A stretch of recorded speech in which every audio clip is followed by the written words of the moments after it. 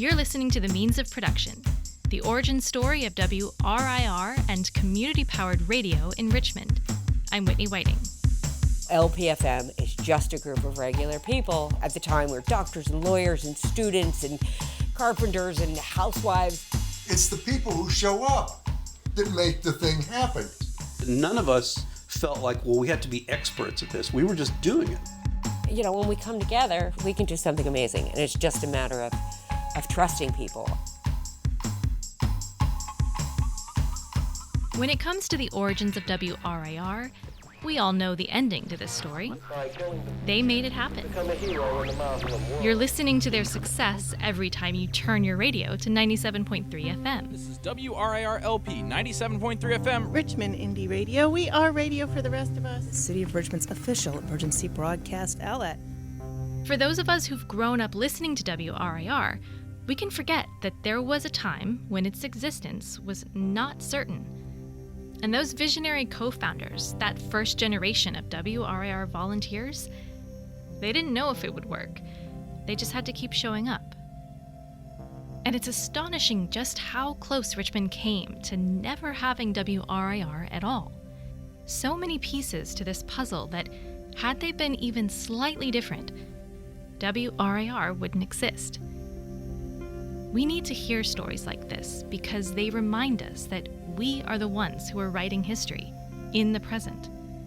We change the circumstances of any given story as it unfolds just by showing up. Throughout the summer and into the fall of 2004, as their FCC deadline was looming closer, Dustin Richardson was waiting to show up, waiting for a very important phone call from the folks at WRIR. I didn't bring anything to WRIR, knowledge-wise. What I did bring was, I guess maybe it's a kitchen sensibility, where there's a ticking clock. You know, this stuff needs to get done, and it needs to get done by this time. All right, what do we got to do to make this happen? Compared to most of WRIR's early volunteers, Dustin came to the project relatively late in the year, when they only had 3 months before their FCC deadline. He was also one of the station's youngest recruits. I was 26, 27, so that was the exact right age, because I had just enough, ignorance.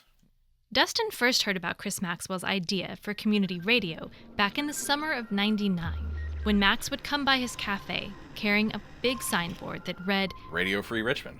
He'd wear it like a sandwich board sometimes, I think. He was always trying to get people to sign up or donate to this cause of radio in Richmond. 5 years later, Dustin would encounter Max again, with the same signboard, this time outside the premiere of the Michael Moore documentary Fahrenheit 9/11. And we're standing in line, and there's Chris Maxwell with his signboard walking up and down the line, trying to solicit donations or contact information from people who might be interested. And I shouted out to him. I was like, oh, hey, Chris, what's going on? And, I used to run the coffee shop on Harrison. And by this time, Radio Free Richmond was on its way to reality.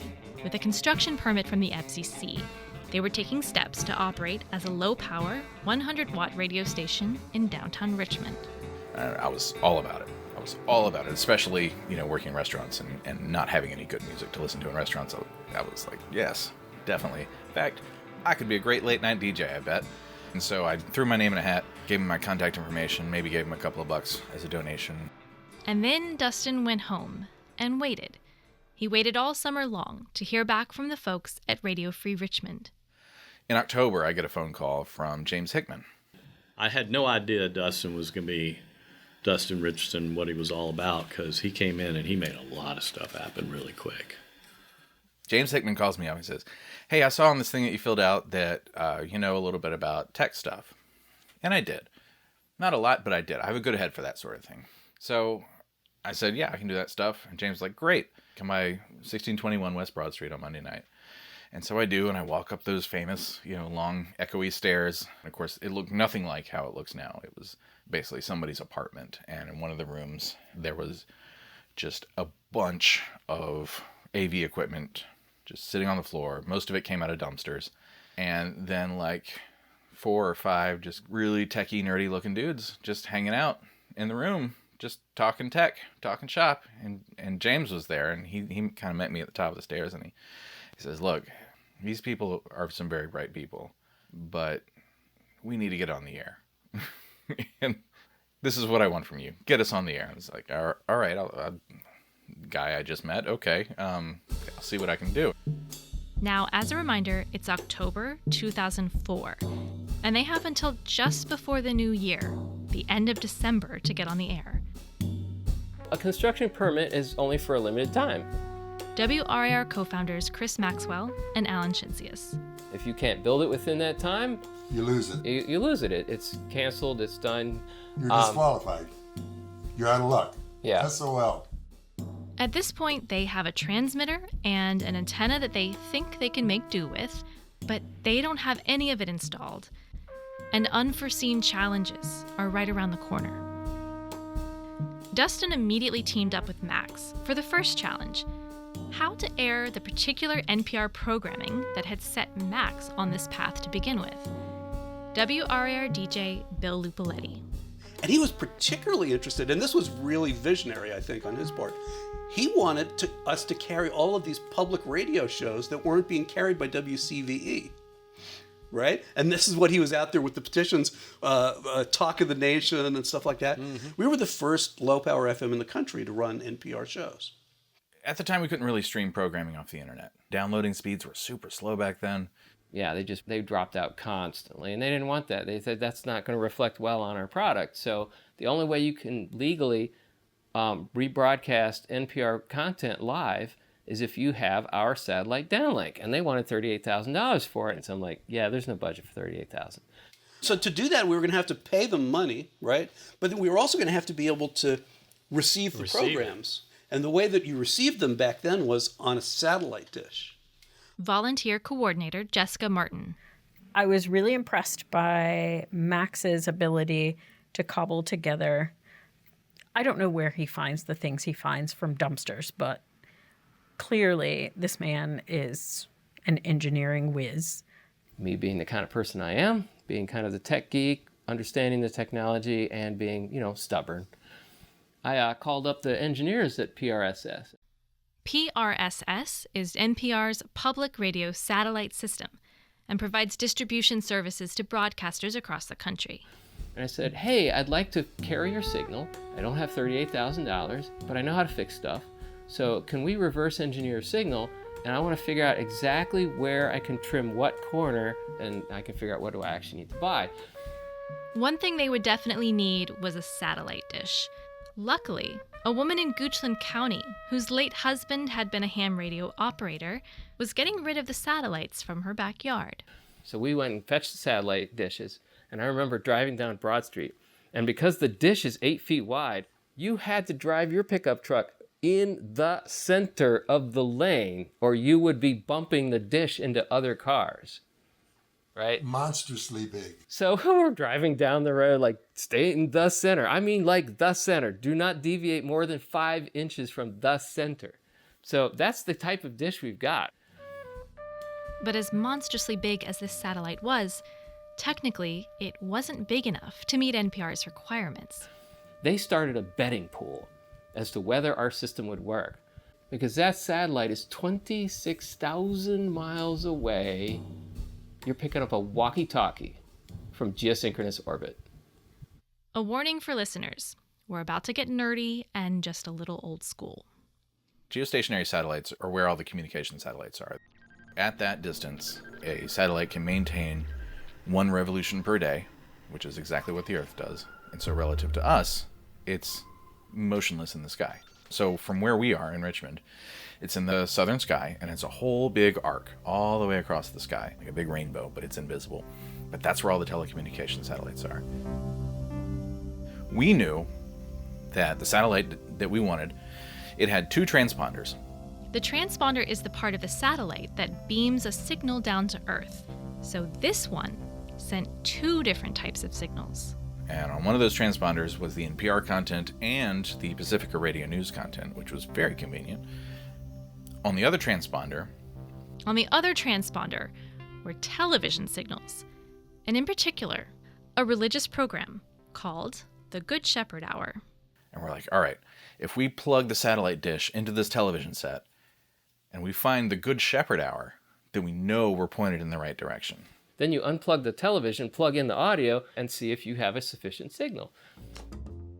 Max had the satellite coordinates from the folks at NPR, but they didn't have the usual engineers with their fancy equipment to locate that exact position in the southern sky. What they did have was a television set, a protractor, a compass, and a used satellite dish that was 4 feet too small. Oh, and I had a good map. I went and I bought a Rand McNally map because, all right, I knew that the back of the studio building, the back of 1621, was parallel to Broad Street, right?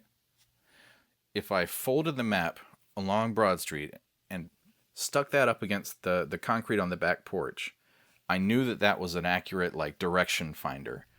So with some old school tools and creativity, they eyeballed it. So we're back there, we can see our breath, and we're like tweaking the antenna, which is rusted from being out in somebody's backyard for like 30 years. Okay, the satellite dish, it needs to come up a little bit. Can you nudge it up a little bit there? And then, no, nudge it back down a little bit.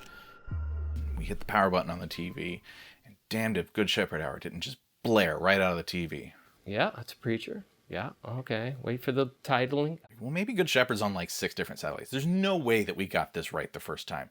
And we're moving it around. We're seeing like weather forecasters standing in front of green screens waiting to go on the air. We're seeing like reporters out in the field in the Gulf, in like Saudi Arabia or Iraq, waiting to be talked to on the air, and lots of porn. Oh my goodness, is there a lot of porn coming down from satellites all the time? And so there's all this stuff that we're seeing, but there's only one Good Shepherd Hour. Oh, that's the right program. We got it. I don't know how we did it, but we locked in a strong signal with that thing. And it was all just through, shoestrings and baling wire and just dumb luck and a little bit of know-how. Now that the satellite was out of the way, their next task was even more crucial. Max picked out the antenna we should buy. We had the funds. We bought the darn antenna. It came in this big box with all the packing, and I never expected it to look like a pretzel. It kind of looks like a pretzel. Yeah, right. So I was like, this might be a good motivator to really get people to recognize we're really going to do this. And so we scheduled a party over at Bill's house. Everybody showed up from all the committees. We held that thing up. I gave this speech about where we were and what we're going to do. Most of it was true. And some of it was dreaming, but the momentum was there, and just to have that physical antenna to hold up, and the energy from that, from then forward, it's just everything just kind of stepped up a notch. Yeah. But there was an additional hurdle in their path, one that had the potential to make or break WRIR, just as they entered the final stretch. There is a discrete list of the type of businesses you can be on Broad Street. Yes, WRIR had a zoning issue, which the nearby neighborhood associations were eager to point out. West Gray Street Association protesting that this antenna was going to be looming over and blinding motorists, and they couldn't allow it, and it wasn't permitted.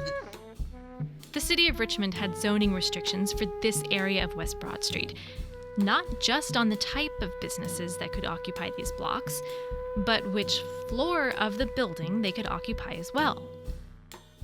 Second floor was residential, first floor was business. The myopic logic was that people would leave for their 8 to 5 job in the morning and move their car up the parking space, and the people would come in and start shopping from 8 to 5, and then they would leave, and then so we could do double duty on the parking space. It's all about parking. Boy, we struggle with that. And all of this meant 3 little words: special use permit. $1,500 up front, and then you go before city council, and either you get it or you don't. You lose your $1,500 if you don't. And so Alan and I both went around. We went to neighborhood associations. We explained what we were doing, so that when I got to the planning commission, I have a presentation that I gave at the planning commission and explained everything we were trying to do and why. And there were people that got up and spoke. The guy that owned the Citco station on the corner that's now the high-rise building, he was on the corner of Lombardi, he spoke. And he said, when I look out my window, I see the U-Haul water tower. That is called a cityscape. And so quite a few people got up and spoke at that planning commission for the radio station. Some of these people we didn't even know. Yeah, some of these people I didn't even know. Developers will not buy a property if they have to get a special use permit to build what they're going to build there. We got a special use permit for this thing in like 2 months.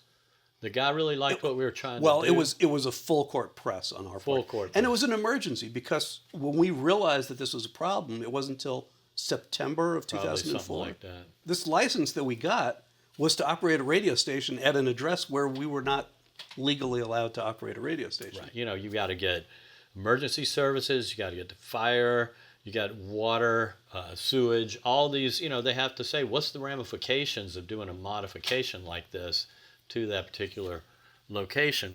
Crucially, they had help from one Seth McMillan, a senior planner at City Hall, someone James credits with getting them a special use permit in record time.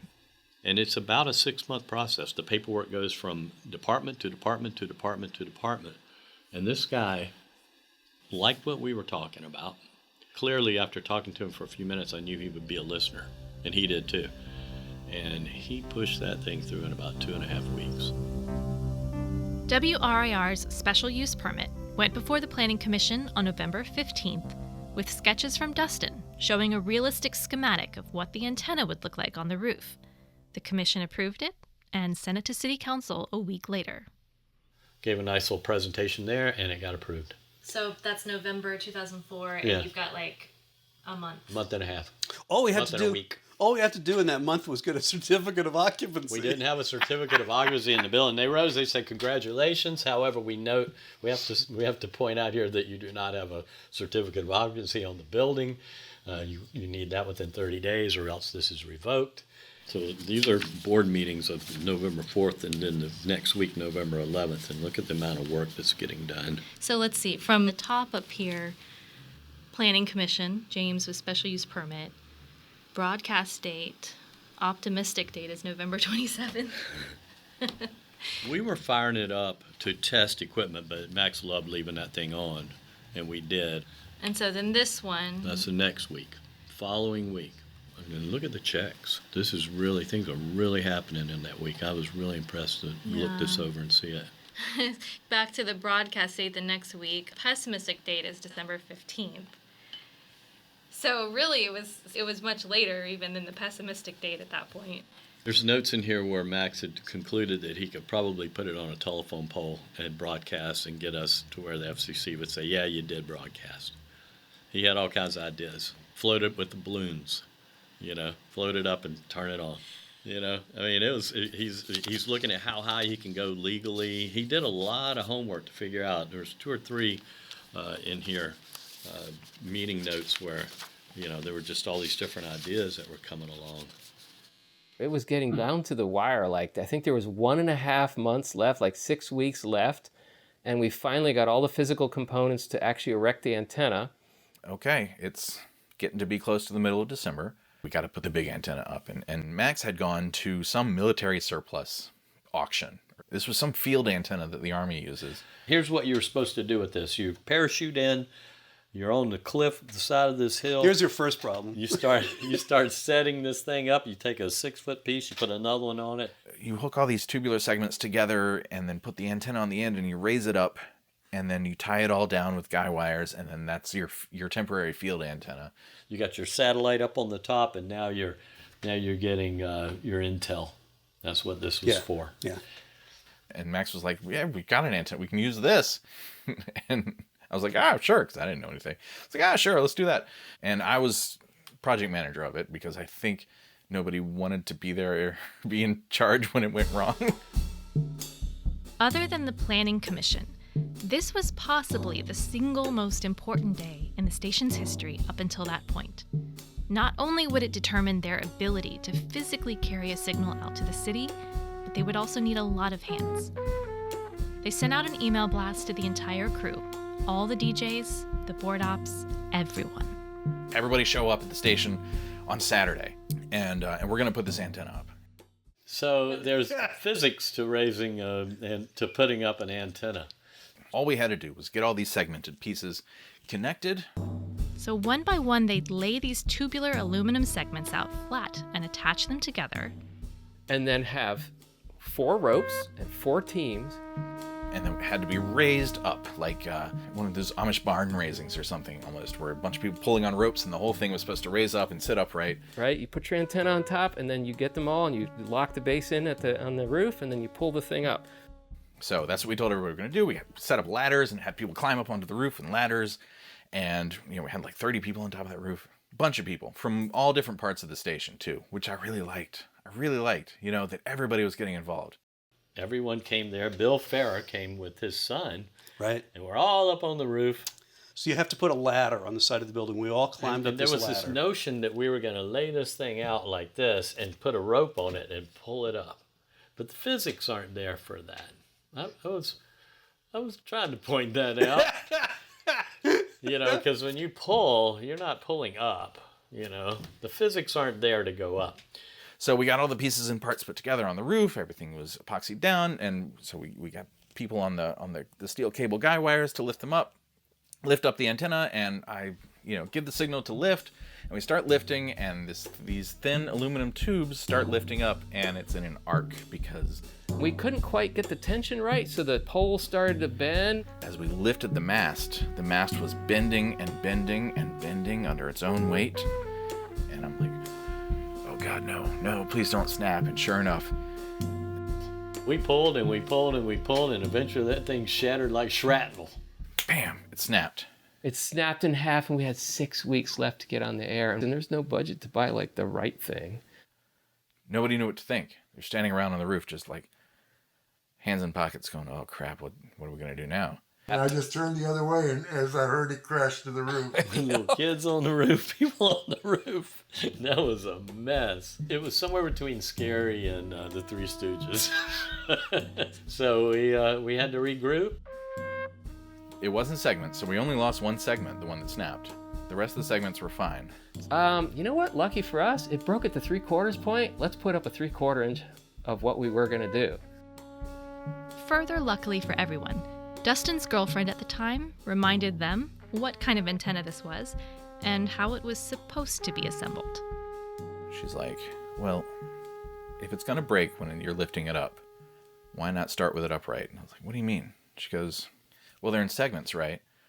So you just put the one segment up, and then you lift that up, and you put the next segment underneath it. And then you lift that up, and you put the next segment underneath that. And the entire time, the thing is upright. And I'm like, oh my God, you're a genius. So, mass credit to her. Good credit to Cindy. So now we know you gotta pull evenly. We went back up there, and on the second attempt, this time when we do it, we start at the bottom, and we put the first 6-piece and the second 6-piece and the third. The first one's got the antenna on it. By the time we get to about the 5th one, we put this collar on it with these guy wires, 3. They come off to hold it, and then we put the 4th, and then we put the 5th, and there's people holding the guy wires. I'm putting the ones on at the bottom, and I'm looking up. By the way, I was sick with the flu, but I came to this thing because, this is what we're doing. And at one point, I'm putting one on, and I look up, and it's going up, and the guy wire's pulling a certain way, and it looks like a slightly cooked spaghetti noodle. We ended up putting a second guy wire collar on it and people holding that. I was just like, oh, Lord, I'm adding pieces. I'm yelling. They're like, quit yelling, James. And this is, again, with all the same people on the roof, with all the same hopes and dreams. Some of the people were pulling down and some of the people were pushing up. So it's this big, like, heave-ho kind of a thing. And we're all just, like Perseus or something, like Atlas, holding on to these heavy things. And everybody's just really heaving and hoeing to get this thing into place. And finally we were out of segments and this thing was as high as it was going to go, and it was perfectly straight, and everybody was just holding these ropes, and I was like, all right, tie him down. And so we tied him down and connected him up to the turnbuckles and tightened all the little turnbuckles, and this thing was just standing up straight, and we're like, oh my God, it's gonna work. I'm like, yeah, we're not gonna have the reach we were originally planning on, but we'll be on the air. And this was maybe the week before Christmas, right? A week before Christmas, which was about 2 weeks before their final FCC deadline to be on the air. Back then it used to snow in Richmond. And this huge storm came in that night, and it was coming hard. It was a lot of wind, very windy, and a lot of ice. Now, I knew in my designs, hypothetically, this thing met the wind rating required by the city, which at the time was 65 miles an hour for a structure of that type. And mathematically, we knew it would work, but it was my math. I was a 26-year-old kid working in a kitchen. But theoretically, it should have held up, but like you could hold the thing and go and wiggle it, and it would, like, it was aluminum. It would wiggle. So I'm like, I don't know if this thing's going to hold up in a storm.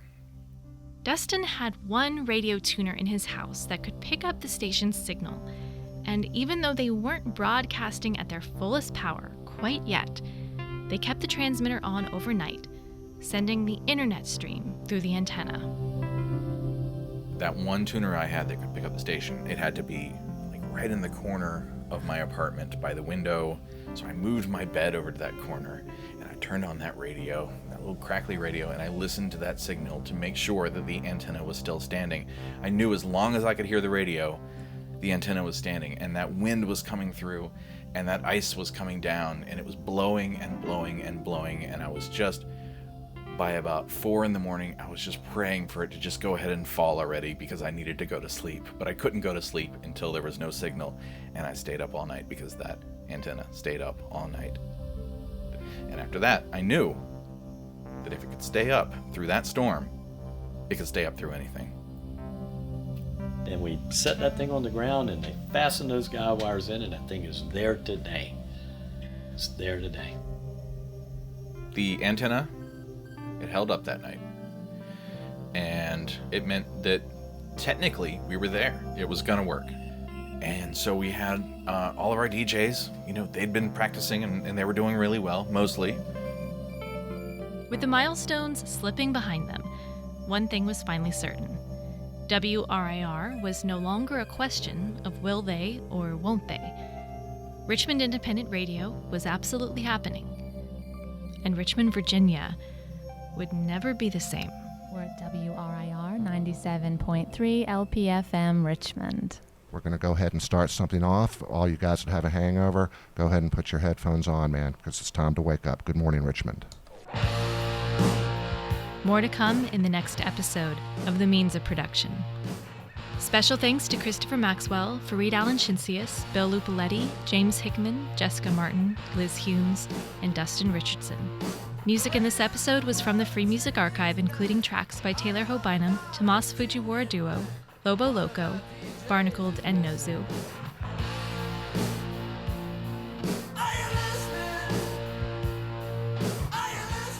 As a heads up, we're migrating all episodes for this series to a new digital home.